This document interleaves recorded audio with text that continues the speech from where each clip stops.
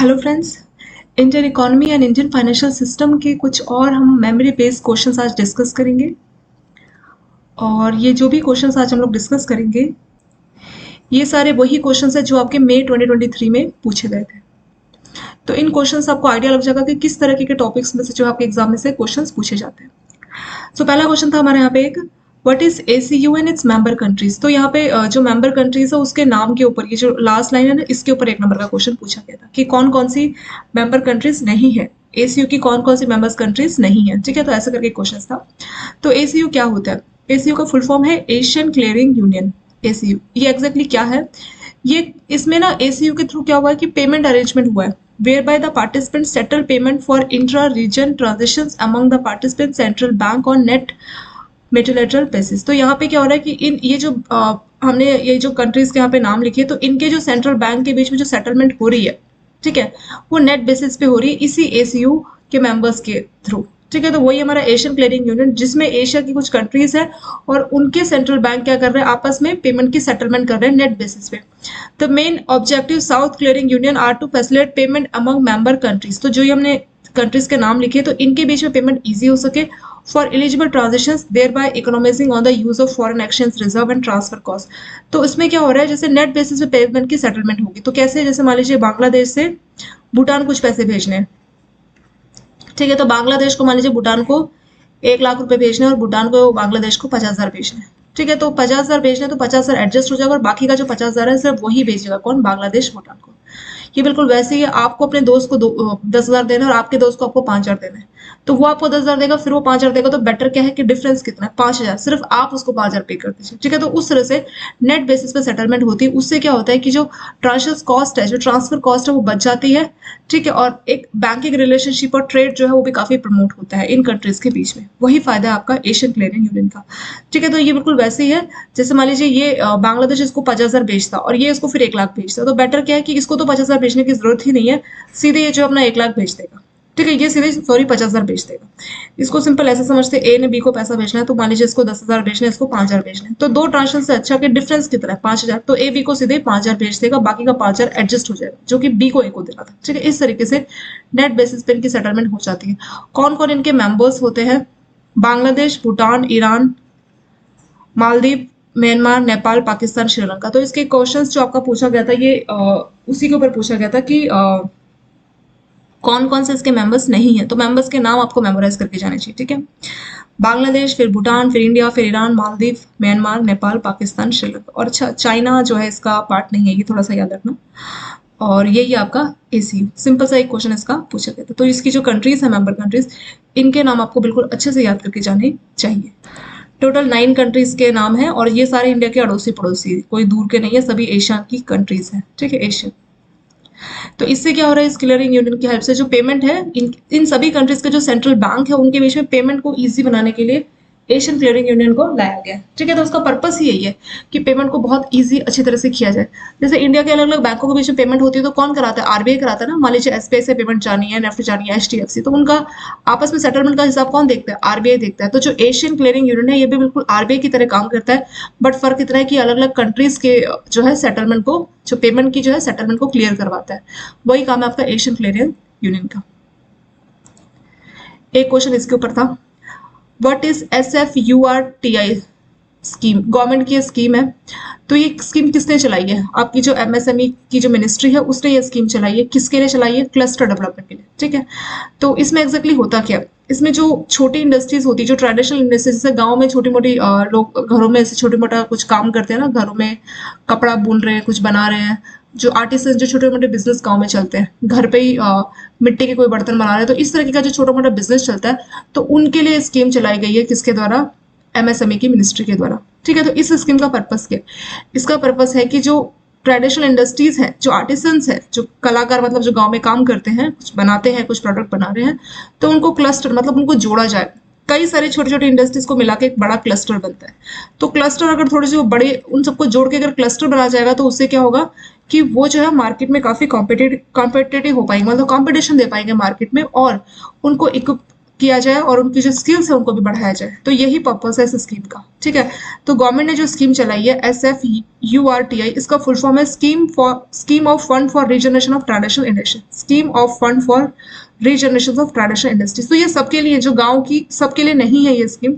जो गांव की ट्रेडिशनल इंडस्ट्रीज है, जो आर्टिसंस है, ये सिर्फ उन्हीं के लिए, ठीक है। गांव में जो छोटी मोटी इंडस्ट्रीज चलती है ना, लोग घरों में कुछ ना कुछ काम करते हैं, कुछ सामान बना रहे हैं, तो उनके लिए, जिनको हम लोग आर्टिसंस बोलते हैं, उनको क्लस्टर में जोड़ा जाए, जोड़ के थोड़ा बड़ा बनाया जाए, जिसको हम लोग क्लस्टर बोलते हैं। बहुत सारे छोटे छोटे इंडस्ट्रीज को जोड़ा जाएगा तो एक क्लस्टर बनता है, ठीक है। तो क्लस्टर बनाना और मार्केट में उनको कॉम्पिटिटिव बनाना और उनको जो है उनकी स्किल्स को इम्प्रूव करना, ये पर्पस है इस स्कीम का, ठीक है। तो गवर्नमेंट चाहती है कि ये जो छोटे छोटे गाँव के जो आर्टिसंस है, छोटे छोटे जो बिजनेस है, ट्रेडिशनल इंडस्ट्रीज है, उसको बढ़ावा दिया जाए, ताकि गाँव में जो गरीबी है उसको दूर किया जाए। और गाँव में अगर उनका बिजनेस बढ़ेगा, गाँव के छोटे मोटे आर्टिसंस का बिजनेस बढ़ेगा, तो उससे गाँव में रोजगार भी मिलेगा। तो इसीलिए गवर्नमेंट ने ये स्कीम गाँव के लोगों के लिए चलाई है। कौन सी मिनिस्ट्री ने चलाई है? तो वो है आपका मिनिस्ट्री ऑफ एमएसएमई, ठीक है। तो वही इसका आंसर हो गया। तो ये क्वेश्चन भी आपका 1 नंबर का पूछा गया था। एक क्वेश्चन इसके ऊपर था आपका कैमल्स रेटिंग के ऊपर। तो इसमें आप लोगों के जो कैमल्स में ये एग्जैक्टली क्या है, ये सुपरविजन का प्रोसेस है, ठीक है। आरबीआई क्या करता है? सुपरवाइजर है बैंकों का, ठीक है। तो सुपरविजन के तहत वो कैमल्स रेटिंग करता है। तो कैमल्स की जो टर्म्स है CAMELS, इसके सभी टर्म्स के बारे में आपको मालूम होना चाहिए। तो इसका जो पहला C है उसका फुल फॉर्म है कैपिटल एडिक्वेसी। सेकेंड A मतलब असेट क्वालिटी। तीसरे नंबर पे M आता है, M मतलब मैनेजमेंट। E मतलब अर्निंग। E के बाद आपका आएगा L मतलब लिक्विडिटी। और लास्ट में आपका आएगा S, वो है आपका सुपरवाइजरी रेटिंग सिस्टम, ठीक है। तो ये इसकी जो टर्म्स थी CAMELS, इसकी सभी टर्म्स के बारे में यहाँ पे बताया। C से कैपिटल एडिक्वेसी, A से एसेट क्वालिटी, M से मैनेजमेंट, E से अर्निंग, L से लिक्विडिटी और S से हो जाएगा आपका सुपरवाइजरी रेटिंग सिस्टम। तो कैपिटल एडिक्वेसी का मतलब क्या? मतलब इसके थ्रू आरबीआई जो है बैंकों को सुपरवाइज करता है। तो ये जो कैमल्स रेटिंग बैंकों की आरबीआई देता है, तो उससे क्या फायदा होता है कि वो चेक करता है कि बैंक सही तरह से काम कर रहे हैं नहीं कर रहे। आरबीआई का काम रहता है कि बैंकों को चेक करते रहना कि उनकी कंडीशन सही है कि नहीं है, ठीक है। तो बैंकों की देखरेख, बैंकों को किस तरह की परेशानी ना है, बैंक ज्यादा लोन ना दे दे, जरूरत से ज्यादा लोन ना दे दे, बैंक कहीं फेल ना हो जाए, तो उन सब पे आरबीआई कंट्रोल करता है। तो ये भी एक तरीका है जिसके थ्रू जो है आपका आरबीआई बैंकों पे कंट्रोल करता है। कंट्रोल से अच्छा वर्ड सुपरवाइज रहेगा कि अच्छे से जो है आरबीआई बैंकों को सुपरवाइज करता है, उसी के लिए जो है कैमल्स रेटिंग को इस्तेमाल किया जाता है। तो इसमें सी क्या है? कैपिटल एडिक्वेसी, मतलब बैंकों को सफिशिएंट कैपिटल मेंटेन करनी पड़ेगी। जैसे 9% बोला ना आरबीआई ने कि टोटल आपकी कैपिटल का 9% आपको कैपिटल एडिक्वेसी के तौर पर रखना होगा, तो सी हो गया आपका। ए मतलब असेट क्वालिटी, असेट लोन को बोलते हैं। तो बैंकों के लोन होने चाहिए अच्छी क्वालिटी के, अच्छी क्वालिटी के मतलब स्टैंडर्ड लोन होने चाहिए, एनपीए ज्यादा नहीं होना चाहिए। एम मतलब मैनेजमेंट, बैंकों का जो मैनेजमेंट है, बोर्ड ऑफ डायरेक्टर है, वो सही डिसीजन लेता है। तो मैनेजमेंट क्वालिटी कैसी, किस तरह से मैनेजमेंट काम करता है, ठीक है। तो ये होता है आपका मैनेजमेंट। ई से मतलब अर्निंग, कितना आप अर्न कर रहे हैं, कितना आपको प्रॉफिट हो रहा है। एल मतलब लिक्विडिटी, लिक्विडिटी मतलब जैसे कुछ लोगों का क्या होता है, पैसा तो बहुत है बट पैसा अभी मार्केट में फंस गया, वैसा नहीं होना चाहिए। लिक्विडिटी अगर हम लोग बैंकों की बात करें तो बैंकों में कैसे लिक्विडिटी, मान लीजिए कोई कस्टमर एफडी करा के गया और आपने उसकी 10 साल की एफडी कर दी, ठीक है।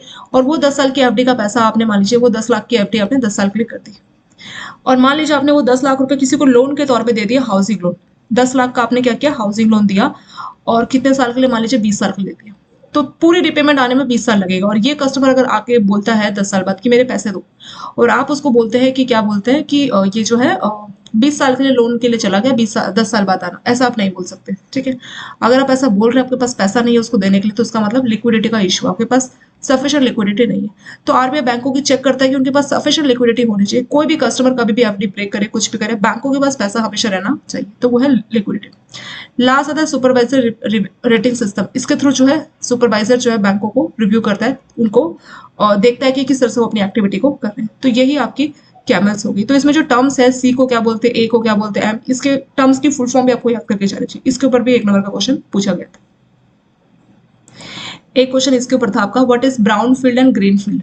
क्वेश्चन एक्चुअली सिर्फ ब्राउन फील्ड के ऊपर था 1 नंबर का, और ग्रीन फील्ड के ऊपर भी पूछ सकते हो, तो मैंने ये वाला भी साथ में रख दिया। तो ब्राउन फील्ड और ग्रीन फील्ड इन्वेस्टमेंट क्या होता है? तो बाहर की कंपनीज कोई दूसरी जगह पे, मतलब एफडीआई, फॉरेन डायरेक्ट इन्वेस्टमेंट, किसी दूसरी जगह पे अगर इन्वेस्टमेंट की जा रही है, तब वहां पे ब्राउन फील्ड और ग्रीन फील्ड को टर्म को इस्तेमाल किया जाता है। तो ब्राउन फील्ड मतलब अगर आप किसी पुरानी कंपनी में इन्वेस्ट कर रहे हैं, ठीक है, तो उसको बोला जाएगा ब्राउन फील्ड। ग्रीन फील्ड क्या मतलब, आप कोई नई नई कंपनी खोल रहे हैं, मान लीजिए यूएसए का कोई पर्सन है और वो इंडिया में ऑलरेडी कोई कंपनी चल रही है, उसी कंपनी को इन्वेस्ट कर रहा है, जो एग्जिस्टिंग कंपनी उसी में अगर इन्वेस्ट कर रहा है, तो उस इन्वेस्टमेंट को बोलेंगे ब्राउन फील्ड। ग्रीन मतलब जो बिल्कुल नया नया, बिल्कुल नया। ग्रीनफील्ड इन्वेस्टमेंट कब होगा? इसमें भी बाहर की कंपनी एफडीआई करेगी, लेकिन वो अपनी कोई सब्सिडी बनाएगी, मतलब बिल्कुल ही डिफरेंट कंपनी खोलेगी, पहले से उसकी एग्जिस्टेंस उस कंट्री में नहीं थी। तो अगर कोई पुरानी कंपनी जिसकी ऑलरेडी एग्जिस्टेंस है वहां पे कोई बाहर की कंपनी इन्वेस्ट कर रही है तो वो होता है brown field investment. Green field का मतलब क्या है कि कोई कंपनी मान लीजिए यूएसए की है, उसकी इंडिया में कोई ब्रांच ही नहीं है, उसने इंडिया में अपनी एक ब्रांच खोल के अपना काम इंडिया में शुरू किया, तो वो होगी ग्रीन फील्ड। ग्रीन फील्ड मतलब इंडिया के लिए तो बिल्कुल नया है ना, वो इंडिया ने तो वो कंपनी इंडिया में नहीं देखी थी, तो इसीलिए इंडिया के लिए हो जाएगी ग्रीन फील्ड इन्वेस्टमेंट। और मान लीजिए कोई कंपनी इंडिया की पहले से चली आ रही थी एक्सवाइजेड, और बाहर की कंपनी ने इसके कुछ शेयर खरीद के इसमें इन्वेस्ट किया, तो उस वाले इन्वेस्टमेंट को बोलेंगे ब्राउन फील्ड। क्यों? क्योंकि एक्सवाइजेड इंडिया में पहले से थी, कोई इसने नई ब्रांच कुछ भी नया सेटअप नहीं किया, तो इस वाले इन्वेस्टमेंट को बोला जाता है ब्राउन फील्ड। ठीक है, तो मेन डिफरेंस वही है कि अगर ऑलरेडी कोई कंपनी इंडिया में चल रही है, उसमें बाहर की कंपनी आके इन्वेस्ट कर रही है, पैसा लगा रही है प्रॉफिट अर्न करने के लिए, तो वो हो जाएगी ब्राउन फील्ड। अगर बाहर की कंपनी या तो अपनी कोई नई सब्सिडी खोल रही है, बिल्कुल नई ब्रांच खोल रही है, ठीक है, जो इंडिया में पहले थी नहीं, बिल्कुल नया नया ओपन कर रही है, तो उस केस में उस इन्वेस्टमेंट को हम बोलेंगे ग्रीन फील्ड इन्वेस्टमेंट। ठीक है, तो यही एक सिंपल से यहाँ पे क्वेश्चन इसमें हो गया। तो ब्राउन फील्ड मतलब पुरानी फैसिलिटी में आप इन्वेस्ट कर रहे हैं, और ये दोनों ही आपका एफडीआई के रूट होता है। एफडीआई मतलब फॉरेन डायरेक्ट इन्वेस्टमेंट, जिसमें यूएसए की कोई कंपनी इंडिया में इन्वेस्ट कर रही है, किसी दूसरी कंट्री की कंपनी इंडिया में इन्वेस्ट कर रही है, तो ये फॉरेन होता है, मतलब बाहर से इन्वेस्टमेंट आना चाहिए। अगर मान लीजिए इंडिया का कोई पर्सन है, मान लीजिए इंडिया का कोई पर्सन है, उसकी इंडिया में एक कंपनी है, वो एक अपनी सब्सिडी खोल रहा है, नहीं नई सब्सिडी खोल रहा है, तो क्या उसको ग्रीन फील्ड बोलेंगे? नहीं।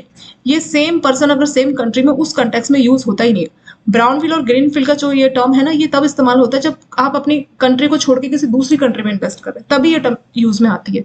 और ब्राउन फील्ड कब? जब आप ऐसी कंपनी में इन्वेस्ट कर रहे हो जो ऑलरेडी वहां पे एग्जिस्ट करती है। मान लीजिए यूएस का कोई पर्सन इंडिया की किसी कंपनी में कर रहा है, ऑलरेडी अगर इंडिया में कंपनी चल रही है तो ब्राउन फील्ड, और अगर उसने अपनी बिल्कुल नई सब्सिडी खोली इंडिया में तो वो होगा हमारा ग्रीन फील्ड इन्वेस्टमेंट। इसके ऊपर भी एक क्वेश्चन पूछा था, what is capital structure of RRB? RRB का कैपिटल स्ट्रक्चर क्या होता है? तो यहाँ से जो लाइन है ना, देखिए आरआरबी जब फॉर्म होता है तो उसमें 50% जो हिस्सेदारी है सेंट्रल गवर्नमेंट की होती है। ठीक है, रीजनल रूरल बैंक में 50% होती है सेंट्रल गवर्नमेंट की हिस्सेदारी, 15% होती है आपकी स्टेट गवर्नमेंट की हिस्सेदारी, और 35% कोई भी जो स्पॉन्सर बैंक है उसकी हिस्सेदारी होती है। ठीक है, जो बैंक है उसकी खुद की भी तो शेयर होगी ना, तो स्पॉन्सर बैंक मतलब जिसने उसको शुरू किया, फिर बाद में स्टेट गवर्नमेंट और सेंट्रल गवर्नमेंट ने अपने अपने शेयर्स उसके खरीदे। तो 50% हिस्सेदारी होती है सेंट्रल की, 15% होती है स्टेट की, बाकी कितना बच गया? 100 में से 35% बच गया ना, तो वो हो गया हमारी स्पॉन्सर बैंक की। मतलब वो जो बैंक जिसने स्टैब्लिश किया उसकी खुद की हिस्सेदारी सिर्फ 35% होती है, स्टेट की होती है 50%, स्टेट की होती है 15% और सेंट्रल की होती है 50%। ठीक है, इसके ऊपर आपका एक नंबर का क्वेश्चन पूछा था कि आरआरबी का कैपिटल स्ट्रक्चर क्या होता है। आरआरबी को आप जानते हैं ना, गांव के एरिया में काम करते हैं। इसका मेन पर्पस यही होता है कि गांव के एरिया में लोगों को लोन दिया जाए, बैंकिंग सुविधाएं दी जाए, एग्री लोन दिया जाए, तो एग्री बिजनेस को बढ़ाया जाए। तो यही पर्पस होता है आरआरबी का। शहरों में आपको आरआरबी की कोई ब्रांच नहीं मिलेगी, मेट्रो सिटीज अर्बन एरियाज में आपको आरआरबी की कोई भी ब्रांच नहीं मिलेगी। ठीक है, आरआरबी को कैसे बनाया गया, यहाँ पे देखिए लिखा है कि एक क्वेश्चन इसके ऑथराइज कैपिटल के ऊपर भी पूछ सकते हैं। As per section 5 of RRB act, 1975 में से एक्ट पहली बार बना था और 2015 में इसके एक्ट को अमेंडमेंट किया, और उसके हिसाब से इन्होंने बोला कि जो आरआरबी है उसकी ऑथराइज शेयर कैपिटल होगी 2000 करोड़। मतलब आरआरबी को परमिशन है कि वो 2000 तक की शेयर कैपिटल इशू कर सकती है। ऑथराइज मतलब इनको अथॉरिटी है कि अगर मार्केट से ये शेयर्स बेच के पैसा लेगी तो मैक्सिमम 2000 करोड़ जा सकता है, इससे ज्यादा का नहीं आ सकता। ठीक है, तो कई बार एक नंबर का ऐसा क्वेश्चन बन सकता है कि ऑथराइज शेयर कैपिटल आरआरबी की कितनी होती है, तो आंसर क्या हो सकता है? 2000। और जो क्वेश्चन ऑलरेडी आपका पूछा गया था इस बार मई 2023 में, वो क्वेश्चन था कि आरआरबी में कितना कितना जो है किस किस की कितनी हिस्सेदारी होती है। तो सेंट्रल की होती है 50, स्टेट की होती है 15 और स्पॉन्सर की होती है 35। तो इसी का अलग अलग ऑप्शन बना के दे सकता है। स्टेट की मान लीजिए 50 बोल दिया, स्पॉन्सर की 35 बोल दिया, तो हमें जो है करेक्ट आंसर ये वाला देखना होगा। जॉइंट वेंचर में भी एक नंबर का क्वेश्चन था। जॉइंट वेंचर एक्जैक्टली क्या होता है? देखिए जॉइंट वेंचर मतलब मान लीजिए दो कंपनी है, एक कंपनी के पास है इंफ्रास्ट्रक्चर बनाने की टेक्निक, दूसरे के पास है टेक्नोलॉजी। अगर दोनों को जोड़ दिया जाए तो एक बहुत अच्छा मार्केट में एक अच्छा कंपटीशन दे सकते हैं ना बड़ी बड़ी कंपनीज को, तो उस वाली चीज को बोलते हैं जॉइंट वेंचर। हीरो होंडा इसका बेस्ट एग्जांपल है जॉइंट वेंचर का। ठीक है, तो हीरो इंडिया की कंपनी थी, होंडा शायद जापान की कंपनी थी। ठीक है, इनके पास बहुत अच्छी टेक्नोलॉजी थी, मतलब वो जो आपका इंजन होता है ना, इंजन बनाने की टेक्नोलॉजी इनके पास थी, और हीरो वालों के पास जो था इंफ्रास्ट्रक्चर मशीन बनाने की टेक्निक थी। ठीक है, वो जो आपकी बाइक या कुछ भी बन रही तो उसका पूरा इंफ्रास्ट्रक्चर का टेक्निक हीरो के पास बहुत अच्छा था और होंडा के पास था आपका इंजन का। तो इन्होंने मिलके जो प्रोडक्ट बनाया तो उसी को बोला जाता है जॉइंट वेंचर। ठीक है, वही लिखा है कि अब foreign company and local company joined up to share.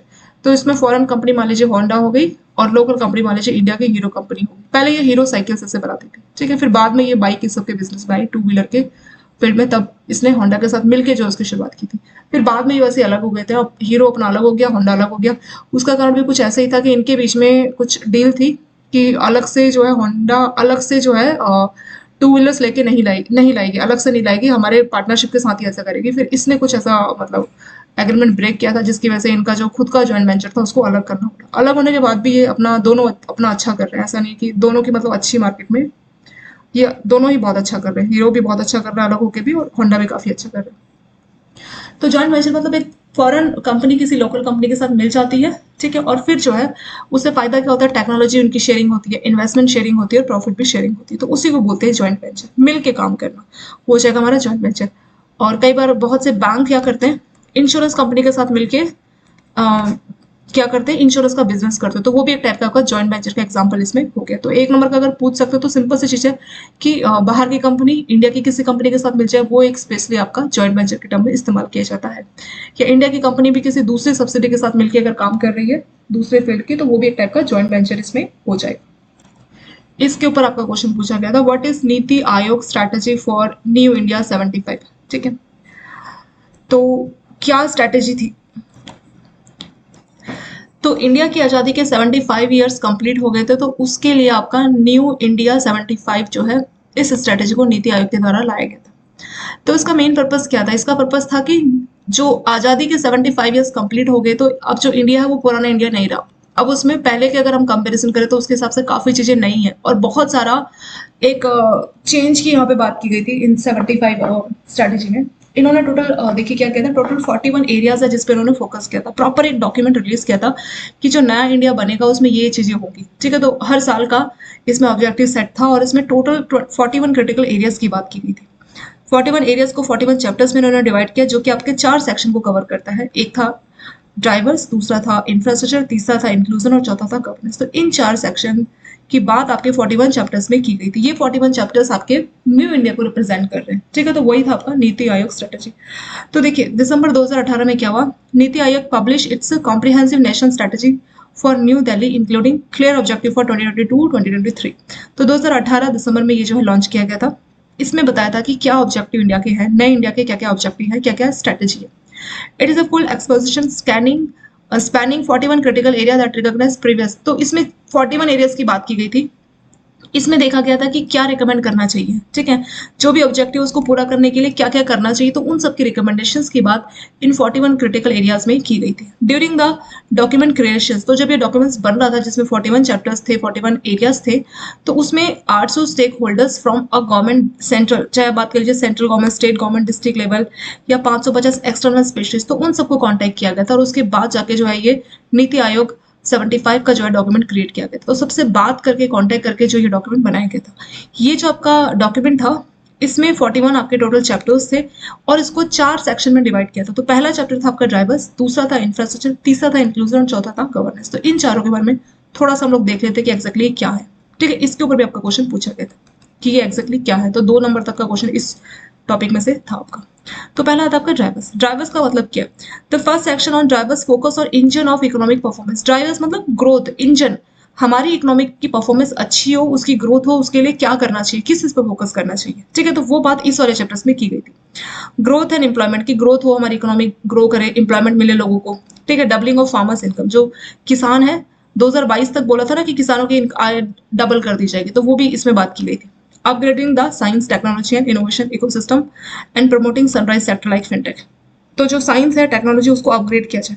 Upgrade मतलब जो टेक्नोलॉजी चली आ रही है उसमें इंप्रूवमेंट कैसे किया जाना चाहिए, तो उसकी बात इस डॉक्यूमेंट में की गई थी। प्रमोटिंग सनराइज, सनराइज सेक्टर किसको बोलते हैं, जो अभी बिल्कुल शुरुआत की स्टेज में है, जैसे आपका फिनटेक, जैसे पेटीएम, ये सारा हो गया, ठीक है। ऐसे इलेक्ट्रॉनिक कार, ये सब भी सनराइज सेक्टर में। बायोटेक्नोलॉजी, तो ये सारे कुछ सनराइज सेक्टर के, मतलब सनराइज सेक्टर उसको बोलते हैं जो अभी स्टार्टिंग स्टेज में है, ठीक है, जो स्टार्टिंग स्टेज में है, और जो अभी इन्फेंसी के स्टेज में, मतलब जैसे बच्चा होता है ना, वैसी ये इंडस्ट्रीज बच्चे स्टेज में, लेकिन इनका बहुत अच्छा पोटेंशियल है कि फ्यूचर में बहुत अच्छा करने वाली, तो उन्हीं को बोलते हैं सनराइज सेक्टर। तो इसके ऊपर भी आपका 1 नंबर का क्वेश्चन पूछा था, वो मैंने आपका इससे पहले का जो वीडियो बनाया था वहीं पे मैंने आपका सनराइज सेक्टर का क्वेश्चन कवर कर दिया था। ये तो बस यहाँ पे एक एग्जाम्पल दे रखा है कि ड्राइवर्स में सनराइज सेक्टर पे भी फोकस की बात की गई है, ठीक है। इसके बाद पहला हम लोगों ने ड्राइवर्स देखा, ठीक है। तो सेकंड आता है आपका इंफ्रास्ट्रक्चर। तो इस चैप्टर्स जो था आपका इंफ्रास्ट्रक्चर, वहां पे बात की गई थी, ये आपका सेकंड सेक्शन था, ठीक है। तो यहाँ पे टोटल 11 चैप्टर्स थे, 11 चैप्टर्स इंफ्रास्ट्रक्चर के ऊपर थे। That elaborate physical foundations of growth. तो जब किसी कंट्री की इंफ्रास्ट्रक्चर बहुत अच्छी होगी तभी वो जो है चीजों को यहाँ से वहाँ इजिली ट्रांसपोर्ट कर पाएगा, बिजनेस अच्छे से कर पाएगा और इकोनॉमी ग्रो कर पाएगी। तो इंफ्रास्ट्रक्चर का भी बहुत अच्छा रोल रहता है। तो ग्रोथ का फाउंडेशन होता है आपका इंफ्रास्ट्रक्चर। तो 11 चैप्टर्स में इसके बारे में बात की गई थी कि जो इंडिया का बिजनेस है उनको कैसे कॉम्पिटिटिवनेस बनाया जा सकता है। अब मान लीजिए आप कोई चीज ऑर्डर कर रहे हैं, रॉ मटेरियल बहुत दूर है, अगर आपका इंफ्रास्ट्रक्चर बहुत अच्छा है तो वो आप दूर जगह से आसानी से रॉ मटेरियल मंगवा सकते हैं। तो इसीलिए गवर्नमेंट ने इंफ्रास्ट्रक्चर के ऊपर बात की थी अपने इस ये जो 75 का नीति आयोग का जो स्ट्रैटेजी थी नया इंडिया की, तो वहां पे इंफ्रास्ट्रक्चर पे भी जोर दिया गया था, ठीक है। तो बोला था कि ग्रोथ कोई कंपनी ग्रोथ कैसे करेगी, लोगों को जॉब मिलेगी तब, है ना, इंडस्ट्रीज ग्रो करेगी तब जो है कंट्री की इकोनॉमी ग्रो करेगी। अब कंपनीज बिजनेस कैसे ग्रो करेगी, उनको तो इंफ्रास्ट्रक्चर बहुत जरूरी है। कहीं से रॉ मटेरियल मंगाना इंफ्रास्ट्रक्चर चाहिए, सामान बन गया, प्रोडक्ट बन चुका है, अब कहीं बेचना है तो इंफ्रास्ट्रक्चर चाहिए। तो अगर आप इंफ्रास्ट्रक्चर ही बहुत अच्छा बनाते हो तो इससे कंपनीज भी ग्रो करेगी, लोगों को जैसा जॉब देगी और लोग भी ग्रो करेंगे और इकोनॉमी भी ग्रो करेगी। तो उसका फाउंडेशन आपका इंफ्रास्ट्रक्चर। इंफ्रास्ट्रक्चर में आपका सब कुछ आ जाएगा, जैसे रेलवे हो गई, ठीक है, रेलवे होगी, रोड्स होगी, मतलब जिसके थ्रू कनेक्टिविटी की जा सके, सामान को यहाँ से वहां ट्रांसपोर्ट किया जा सके, तो वो आपका इंफ्रास्ट्रक्चर में आ जाएगा। तीसरा आता है आपका इंक्लूजन। इंक्लूजन में क्या था, the section on inclusion deals with urgent task of investing in capabilities of all Indian citizens. The three themes in the section revolve around the dimensions of health, education and planning in India. तो ये जो आपका inclusion था, inclusion में बोला गया था health लोगों की अच्छी हो, ठीक है, और ऐसे खासतौर के ऐसे लोग जो कि पिछड़े रह गए थोड़ा, उनको सभी को एक अच्छी हेल्थ केयर सुविधा दी जाए, उनको अच्छा एजुकेशन दिया जाए। अभी भी गांव में आपको हॉस्पिटल्स नहीं मिलेंगे, ठीक है, तो उनको शहर में आकर ट्रीटमेंट कराना पड़ता है। तो इस तरह की चीजें ना हो, तो हेल्थ, एजुकेशन और प्लान, इस सब पे ज्यादा इन्होंने फोकस किया था, हेल्थ, एजुकेशन और प्लानिंग को लेके। और इन्होंने बोला था कि जो हेल्थ सुविधा है वो सबको मिलनी चाहिए, ठीक है, और मेन स्ट्रीम में लाना है। मतलब जो ट्रेडिशनली मार्जिनलाइज सेक्शन है, ऐसे सेक्शन जो पीछे रह गए, उनको हेल्थ में, एजुकेशन में, प्लानिंग में, हर जगह पे उनको आगे लेके आना। तो वो था आपका इंक्लूसिव, मतलब सबको इंक्लूड करना है हेल्थ और एजुकेशन के लिए। लास्ट इसका है governance. The fourth and final section on governance dwells in depth as to how government structure can be streamlined and the process optimized to achieve better development। तो मतलब government के structure किस तरह से आसान बनाया जाए ताकि डेवलपमेंट को बहुत अच्छा किया जाए। अभी जैसे क्या होता है कि गवर्नमेंट ने बहुत सारे, जैसे होता है अलग अलग डिपार्टमेंट होते हैं, ठीक है, तो किस तरह से पहले क्या था कि जो गवर्नेंस थी, मतलब गवर्नेंस के लिए क्या किया हुआ है, एक मेजर है ई गवर्नेंस। ई गवर्नेंस में क्या होगा कि आपको कोई भी चीज अप्लाई करनी पड़े, जो आधार कार्ड अप्लाई करना है, कोई भी चीज, तो आप ऑनलाइन अप्लाई कर सकते हैं, आपको कहीं भी किसी भी डिपार्टमेंट के पास फिजिकल विजिट करने का जरूरत नहीं है। तो वो भी एक टाइप का गवर्नेंस हो गया। मतलब गवर्नमेंट के डिपार्टमेंट को कितना अच्छा और बेहतर बनाया जाए। फ्यूचर में मान लीजिए आपको कुछ भी काम करवाना है, जैसे आप लोग इलेक्ट्रिसिटी बिल कैसे करते हैं, ऑनलाइन सबमिट करते हैं, पहले क्या था लाइनों में लगना था। तो ये भी टाइप का गवर्नेंस हो गया। मतलब क्या किया जाए कि गवर्नमेंट का स्ट्रक्चर इंप्रूव किया जाए ताकि जो लोग हैं उनको एक अच्छा एक्सपीरियंस मिल सके गवर्नमेंट डिपार्टमेंट के साथ। तो उसी की बात यहाँ पे की गई है। तो चार मेनली यहाँ के इसके फोकस थे, ठीक है। नीति आयोग 75 जो न्यू इंडिया के हैं, तो उसके चार मेनली इसमें 41 चैप्टर्स है जो कि चार सेक्शन को कवर करता है। पहला ड्राइवर्स, दूसरा इंफ्रास्ट्रक्चर, तीसरा इंक्लूजन, चौथा गवर्नेंस। ड्राइवर्स मतलब ऐसा क्या करे कि हमारी इकोनॉमी ग्रो करे, फार्मर्स की इनकम को डबल करना है, एम्प्लॉयमेंट को बढ़ाना है, जो साइंस टेक्नोलॉजीज को अपग्रेड करना है, तो वो इसमें आ गया। इंफ्रास्ट्रक्चर मतलब कनेक्टिविटी बहुत अच्छे से की जाए ताकि कंपनीज जैसा था ग्रो करे। इंक्लूसिव मतलब जो पिछड़े लोग हैं उनको भी लेके आना, एजुकेशन में, हेल्थ केयर, सब जगह पे। गवर्नेंस मतलब गवर्नमेंट का जो स्ट्रक्चर है उसको बेटर बनाना, ऑप्टिमाइज बनाना, ताकि लोग जो है आसानी से बैंक जो है गवर्नमेंट सर्विसेज को, गवर्नमेंट को अवेल कर सके। एक क्वेश्चन था ग्रीन फाइनेंस। ग्रीन फाइनेंस क्या होता है, तो देखिए फाइनेंस का मतलब हो गया लोन। अब ग्रीन फाइनेंस का मतलब क्या होगा, ग्रीन फाइनेंस मतलब लोन बैंक देगा, ऐसे प्रोजेक्ट के लिए बैंक लोन देगा जो कि ग्रीन एनर्जी बनाएंगे। ग्रीन एनर्जी मतलब रिन्यूएबल एनर्जी, जैसे आपका solar energy, wind energy, biogas. तो इन सब के लिए अगर आप लोन दे रहे हैं, इन सभी प्रोजेक्ट के लिए अगर बैंक लोन दे रहा है तो उस टाइप के लोन को बोला जाता है ग्रीन फाइनेंस, ठीक है। तो मतलब बैंक कस्टमर को इसलिए लोन दे रहा है ताकि वो अपने घर पे सोलर पावर प्लांट सेटअप कर सके या विंड प्लांट सेटअप कर सके, बायोगैस घर पे बना सके, ठीक है। तो इन सब पर्पज के लिए लोन दिया जा रहा है, इन सभी प्रोजेक्ट के लिए लोन दिया जा रहा है, तो उस टाइप के लोन को बोला जाता है ग्रीन फाइनेंस, ठीक है। तो वही चीज यहाँ पे लिखा है कि इससे क्या होगा कि जो ग्रीन हाउस गैसेस है उसका इमिशन कम होगा। ग्रीन हाउस गैसेस हमारी ओजोन लेयर, ठीक है, क्लाइमेट चेंज, तो बहुत ज्यादा चीजों के लिए रिस्पॉन्सिबल है। तो ये हमारे लिए अच्छी चीज नहीं है ग्रीन हाउस गैसेस। तो उनको कम कैसे किया जाएगा, ज्यादा ज्यादा रिन्यूएबल एनर्जी के जो है सोर्सेज बनाए जाए। रिन्यूएबल एनर्जी जैसे आपका सन की हेल्प से, विंड की हेल्प से आपको एनर्जी को क्रिएट करे, जैसे आपका सोलर पावर प्लांट हो गया, विंड एनर्जी हो गया, बायोगैस। तो अगर इन सब के लिए बैंक लोन दे रहा है कस्टमर को तो उस टाइप के लोन को बोलते हैं ग्रीन फाइनेंस, ठीक है। तो वही इसमें लिखा है कि green finance refers to financial arrangement that are specific to the use of project that are environment sustainable. तो ऐसे प्रोजेक्ट के लिए लोन देना जो कि इन्वायरमेंट सस्टेनेबल है, या ऐसे प्रोजेक्ट को लोन देना जो कि क्लाइमेट चेंज के लिए मतलब क्लाइमेट चेंज से हमें प्रोटेक्ट करेगी। क्लाइमेट चेंज की वजह से बहुत सारे इश्यूज देखने को मिलते हैं, आप लोग जानते हैं, तो उसके लिए ग्रीन फाइनेंस बैंक देता है। और ग्रीन फाइनेंस में लोन दिया जाएगा ऐसे प्रोजेक्ट के लिए जो कि ग्रीन हाउस गैसेस हमें बचाएंगे, जैसे आपका रिन्यूएबल एनर्जी के लिए कोई लोन दिया, जैसे सोलर पावर प्लांट के लिए लोन दिया, विंड एनर्जी, बायोगैस, तो उस टाइप के लोन को बोला जाता है ग्रीन फाइनेंस। मतलब ग्रीन हाउस गैसेस हमें बचाएंगे और वो हमारे रिन्यूएबल एनर्जी को प्रोड्यूस करने में हेल्प करेंगे। ठीक है, तो वही हमारा ग्रीन फाइनेंस। एक क्वेश्चन इसके ऊपर पूछा था, what is maximum tenure of call money, notice money and term money. ठीक है, तो क्वेश्चन नोटिस मनी के ऊपर था एक्जेक्टली। तो नोटिस मनी का टेन्योर कितना होता है, ये टेन्योर आप लोग याद कर लीजिए, बहुत बार ये पूछते हैं, ये इस बार भी पूछा गया था, ये काफी इंपॉर्टेंट क्वेश्चन आपका, मोस्ट इंपॉर्टेंट, बहुत बार ये क्वेश्चन पूछा जाता है।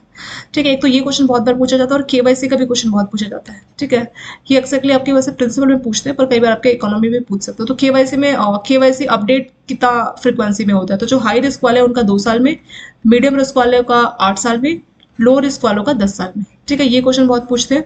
और एक कॉल मनी, नोटिस मनी और आपका टर्म मनी वाला क्वेश्चन भी बहुत पूछते हैं। ठीक है, तो सिंपल सा याद करना, अगर एक दिन के लिए लोन देंगे, लैंडिंग अगर एक दिन के लिए होगी तो उसको बोलेंगे कॉल मनी।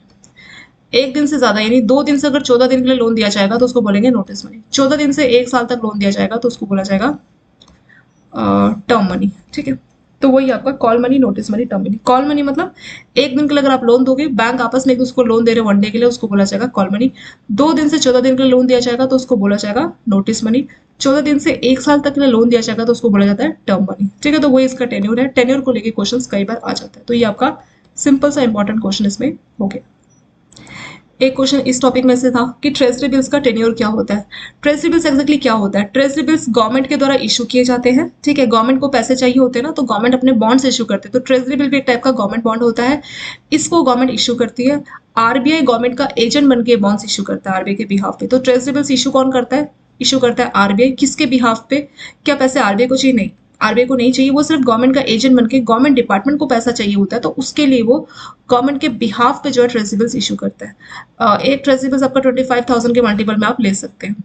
हाँ, इसका टेन्योर है, पहले कौन कौन से टेन्योर में जो है ये आपके ट्रेजरी बिल्स इशू किए जाते हैं। ठीक है, तो इसका टाइम होता है 14 मतलब 14 दिन, 19, 182, 364। तो 4 ऑप्शंस वाले, मतलब 4 टाइप के, 14 डेज वाला, 91 डेज वाला, 182, 364। ठीक है, 91 का डबल कर दीजिए 182, 182 का डबल कर दीजिए 364। तो ये तो आपको लाइन से याद हो जाएगी और स्टार्टिंग का 14 डे वाला याद रखना। ठीक है, तो 4 टेन्योर के आपको ट्रेजरी बिल से मिल जाएंगे। तो 14 डे वाला मतलब 14 दिन में आपको मेच्योरिटी मिल जाएगी। 91 डेज वाला, 91 डेज बाद आपका जो प्रिंसिपल है आपको वापस मिल जाएगा। 91 डेज इसकी मेच्योरिटी होती है। ऐसी 182 डेज वाले का 182 दिन में मेच्योरिटी होगी और 364 वाले का उसमें 364 में मेच्योरिटी हो जाएगी। ठीक है, यानी मैक्सिमम 1 ईयर तक के लिए इशू किए जाते हैं। ये शॉर्ट टर्म इंस्ट्रूमेंट है, मतलब ऐसे इंस्ट्रूमेंट जो कि 1 साल के अंदर अंदर जिसका हिसाब किताब हो जाए, जिसका पेमेंट मेच्योरिटी 1 साल के अंदर हो जाए, उसको बोलते हैं शॉर्ट टर्म लोन। तो ये टाइप का गवर्नमेंट का शॉर्ट टर्म लोन का तरीका है। ठीक है, इसको कौन इशू करता है, आरबीआई इशू करता है। किसके बिहाफ पे, गवर्नमेंट के बिहाफ पे इसको इशू करती है। और क्योंकि ये गवर्नमेंट के द्वारा इशू किया जाता है तो इसमें कोई रिस्क नहीं होता, नो रिस्क। ठीक है, और इसकी काफी अच्छी लिक्विडिटी है, मतलब इसको आसानी से आप बेच के जा सकते हैं, क्योंकि गवर्नमेंट ये नहीं बोलेगी ना हमारे पास पैसा नहीं है, तो जब आपको बेच के जाना है, मेच्योरिटी होगी तो आपको पेमेंट डेफिनेटली इसका मिल जाएगा। तो सिंपल सा यहाँ पे एक क्वेश्चन इसका पूछा गया था। और एक क्वेश्चन बजट के ऊपर था कि बजट कब प्रेजेंट किया जाता है, तो February 1 को एवरी ईयर बजट प्रेजेंट किया जाता है। तो 1 नंबर का ये वाला क्वेश्चन भी पूछा गया था। ठीक है, तो हर साल 1 फरवरी को आपका बजट, जिसको मनी बिल बोलते हैं, मनी बिल। ठीक है, तो बजट में पूरे इंडिया का हिसाब किताब होता है कि जैसे आप लोग अपने घर का मंथली बजट बनाते हैं ना कि यहाँ इतना खर्चा है, वहाँ इतना है, तो इंडिया का बजट जो है साल में एक बार बनता है। और वो कब बनता है, वो बनता है 1 फरवरी को। ठीक है, तो हर साल 1 फरवरी को ही बनता है। इस डेट के ऊपर आपका एक क्वेश्चन पूछा गया था। चलिए, इसके साथ ये जो इंपॉर्टेंट क्वेश्चन आंसर है, ये वाला पार्ट यहाँ पे आपका कंप्लीट इसमें हो गया। और काफी सारे जो आपके इंडियन इकोनॉमी के ऑलमोस्ट 400 के आसपास इंपॉर्टेंट जो क्वेश्चन आंसर है वो आप लोगों को 2 हैंड्स के यहाँ पे मिल जाएंगे। 2 हैंड्स के आप लोग डाउनलोड कर लीजिए। 400 क्वेश्चन जो इंपॉर्टेंट क्वेश्चन आपके, पूरी बुक जो है आपकी इंडियन इकोनॉमी, उसी के इंपॉर्टेंट क्वेश्चन आपके जो है वो आपको 2 हैंड्स के ऐप में मिलेंगे। और वो पीडीएफ आपको जो है ऐप में मिल जाएगी और उसके लिए आपको कुछ भी परचेज करने का जरूरत नहीं, पीडीएफ आपको फ्री में अवेलेबल हो जाएगी। ओके, वीडियो अगर आप लोगों को अच्छी लगे तो वीडियो को लाइक, सब्सक्राइब, शेयर जरूर करें। Thank you so much for watching this video.